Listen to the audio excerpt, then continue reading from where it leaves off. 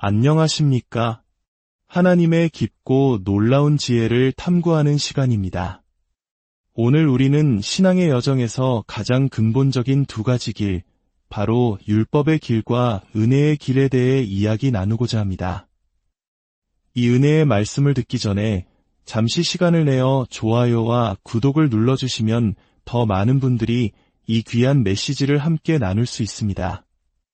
여러분의 그 손길 위에 하나님의 크신 축복이 함께하기를 기도합니다.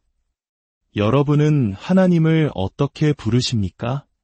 멀리 계신 엄한 재판관처럼 하나님이시여라고 부르십니까? 아니면 사랑하는 아버지를 부르듯 아빠 아버지라고 친밀하게 부르십니까? 여러분의 영은 아들의 영입니까?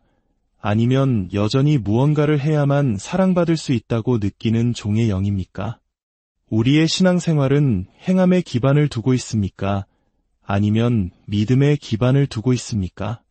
많은 사람들이 행함을 걱정합니다. 하지만 올바르게 믿을 때 선한 행실은 죽은 행위가 아니라 살아있는 열매로서 자연스럽게 흘러나오게 됩니다. 우리의 삶을 지탱하는 기둥은 바로 믿음입니다. 요한복음 1장에서 성경은 분명히 선포합니다. 율법은 모세로 말미암아 주어진 것이요 은혜와 진리는 예수 그리스도로 말미암아 온 것이라. 율법은 하나님의 종인 모세를 통해 주어졌지만 은혜와 진리는 하나님의 아들이신 예수님을 통해 직접 우리에게 왔습니다. 우리는 더 이상 모세 아래 있지 않습니다. 우리는 그리스도 안에 있습니다. 율법 아래가 아닌 은혜 아래에 있습니다. 끊임없이 무언가를 해내야 한다는 요구 아래 사는 것이 아니라 모든 것을 채워주시는 공급 아래 사는 것입니다. 거룩함에 이르는 길조차, 승리하는 삶을 사는 능력조차도 바로 이 은혜의 공급으로부터 나옵니다. 갈라디아서 3장 11절과 12절은 이 두 가지 삶의 방식을 명확하게 비교합니다. 또 하나님 앞에서 아무도 율법으로 말미암아 의롭게 되지 못할 것이 분명하니 이는 의인은 믿음으로 살리라 하였음이라. 율법은 믿음에서 난 것이 아니니 율법을 행하는 자는 그 가운데서 살리라 하였느니라. 보십시오. 여기 두 가지 삶의 방식이 있습니다. 하나는 믿음으로 의롭게 된 자가 사는 삶입니다. 다른 하나는 율법의 모든 조항을 행하는 자가 사는 삶입니다. 은혜의 길은 우리가 믿음으로 의롭다 하심을 받았다는 사실을 믿을 때 생명을 얻는 길입니다. 반면 율법의 길을 걷는 사람들은 자신이 의롭다는 확신에 결코 이르지 못합니다. 그들은 늘 행하고 또 행합니다. 마치 하나님이 항상 분노하고 계셔서 무언가 선한 일을 해야만 그분의 기쁨을 얻을 수 있는 것처럼 매일을 살아갑니다.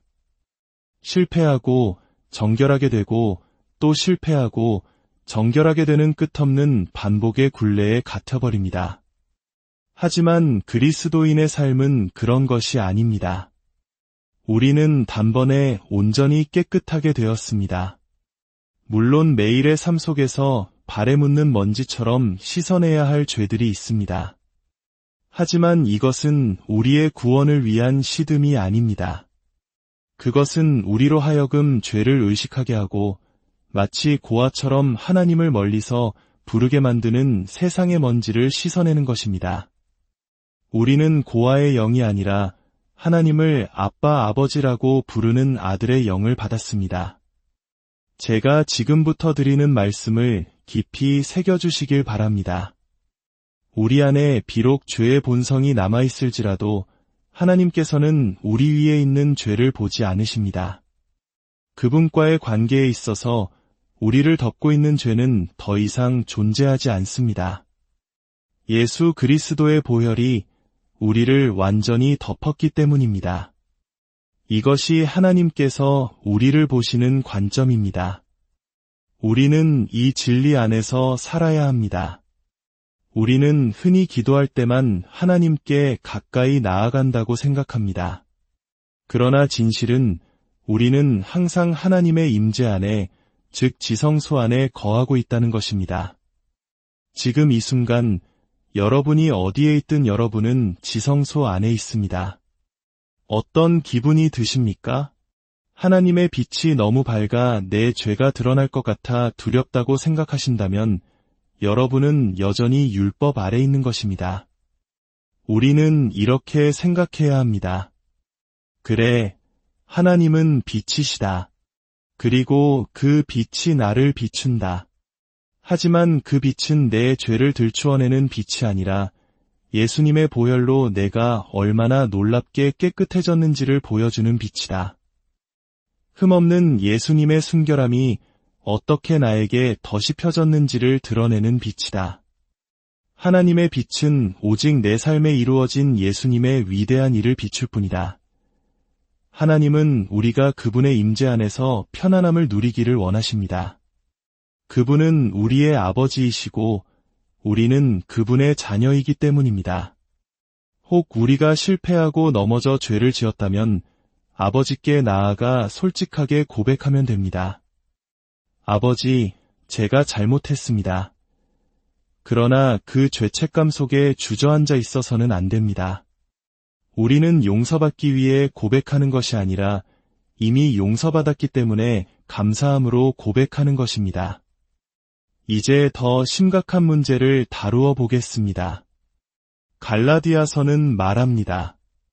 무릇 율법 행위에 속한 자들은 저주 아래에 있나니 기록된 바 누구든지 율법책에 기록된 대로 모든 일을 항상 행하지 아니하는 자는 저주 아래에 있는 자라 하였음이라. 이 구절을 천천히 다시 읽어보십시오.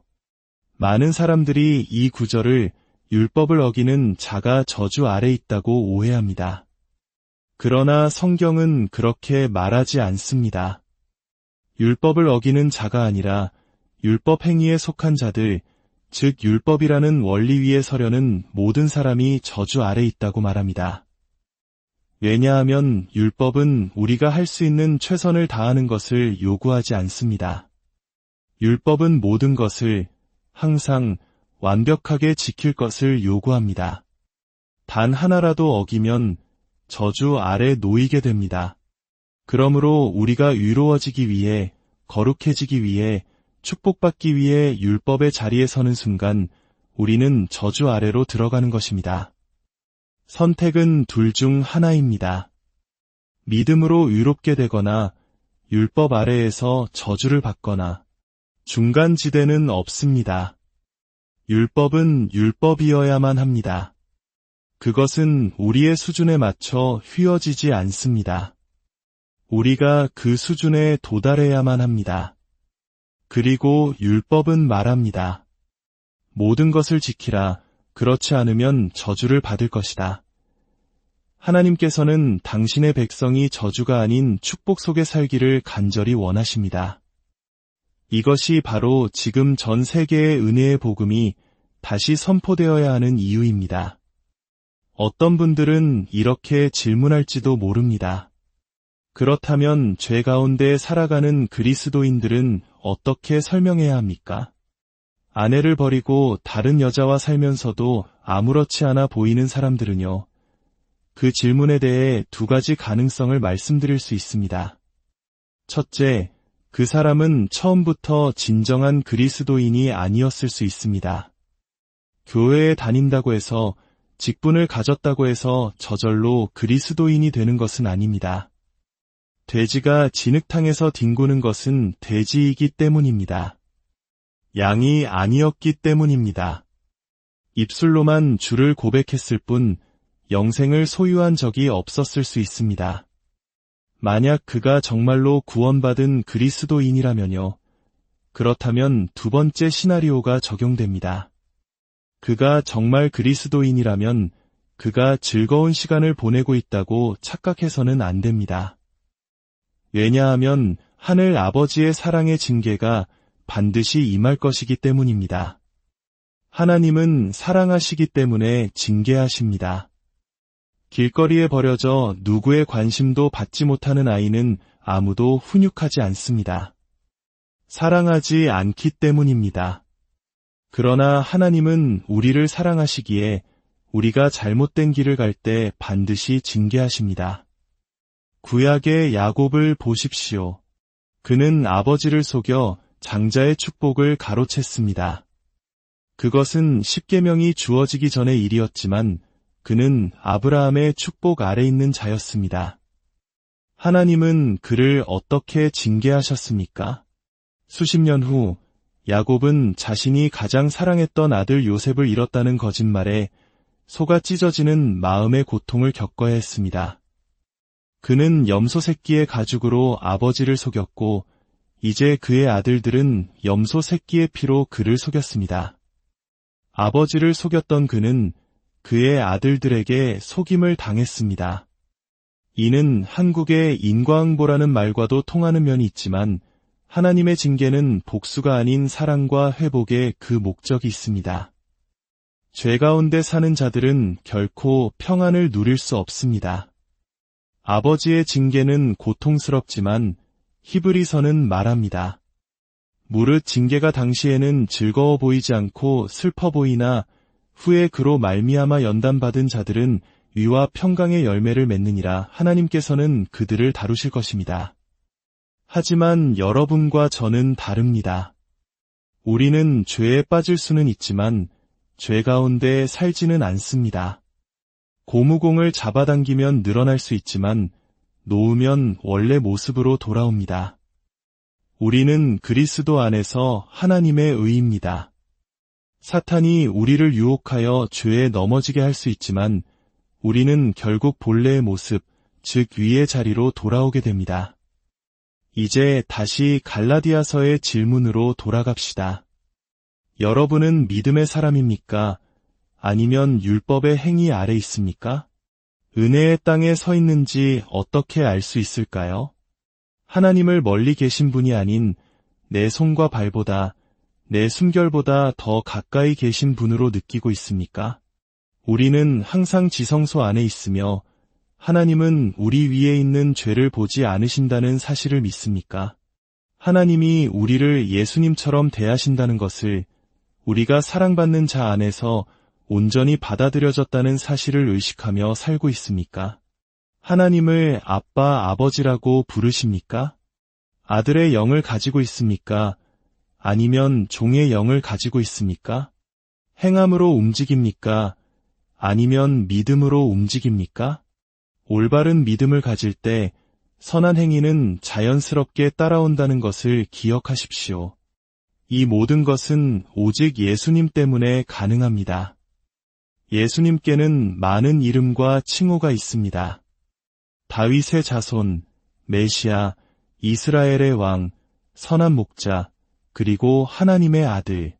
하지만 복음서에서 예수님께서 자신을 가장 자주 부르셨던 칭호는 바로 인자, 즉 사람의 아들이었습니다. 왜일까요? 인자는 다시 오실 메시아의 칭호이기 때문입니다. 다니엘은 환상 중에 인자 같은 이가 하늘 구름을 타고 와서 영원한 나라와 권세와 영광을 받는 것을 보았습니다. 예수님은 다시 오실 것입니다. 그가 다시 오실 때 숨어있던 그리스도인들은 영광 중에 드러날 것이며 조롱받던 자들은 찬란한 모습으로 하나님 앞에 설 것입니다. 이 땅의 모든 저주는 사라지고 모든 무릎이 예수 그리스도는 주님이시라고 고백하게 될 것입니다. 그러나 신약에서 인자라는 칭호가 처음 언급된 장면은 매우 의미심장합니다. 예수님은 말씀하셨습니다. 여우도 굴이 있고 공중의 새도 거처가 있으되 인자는 머리 둘 곳이 없도다. 온 우주를 창조하시고 별들을 제자리에 두신 그분께서 이 땅에서는 머리 둘 곳조차 없으셨습니다. 우리를 대신하여 죽으시기 위해 종의 모습으로 오셨기 때문입니다. 하지만 하늘에 계신 아버지께서는 그 아들의 모든 낮아지심과 고난과 조롱을 반드시 갚아주실 것입니다. 머리 둘 곳 없으셨던 그 머리에 금 면류관이 씌워지는 것을 보게 될 것입니다. 요한계시록은 예수님의 머리를 마지막으로 묘사하며 이렇게 기록합니다. 내가 보니 흰 구름이 있고 구름 위에 인자와 같은 이가 앉으셨는데 그 머리에는 금 면류관이 있고 여러분과 저는 그날을 보게 될 것입니다. 모든 낮아짐에는 높아짐이 있을 것이며 모든 수치에는 영광의 면류관이 주어질 것입니다. 지금 우리가 이 땅에서 그리스도를 위해 고난받는다면 그가 영광 중에 나타나실 때 우리도 그와 함께 영광 중에 나타날 것입니다. 세상은 눈이 멀어 이 진리를 보지 못합니다. 하지만 우리는 속지 않습니다. 우리는 세상이 주는 헛된 즐거움이 아닌 참된 생명, 풍성한 생명을 누리고 있습니다. 자신에게 물어보십시오. 나는 지금 율법 아래 있는가? 은혜 아래 있는가? 하나님으로부터의 요구 아래 있는가? 공급 아래 있는가? 끊임없는 행함의 압박 속에 있는가? 다 이루었다는 안식 속에 있는가? 스트레스 속에 있는가? 평안 속에 있는가? 이 시간 여러분 모두가 은혜의 땅 위에 굳건히 서기를 선포합니다. 주님께서 여러분과 여러분의 가정에 복을 주시고 지키시기를 원하며 주의 얼굴을 여러분에게 비추사 은혜 베푸시기를 원하며 주께서 그 얼굴을 여러분에게로 향하여 드사 평강 주시기를 예수 그리스도의 이름으로 축원합니다.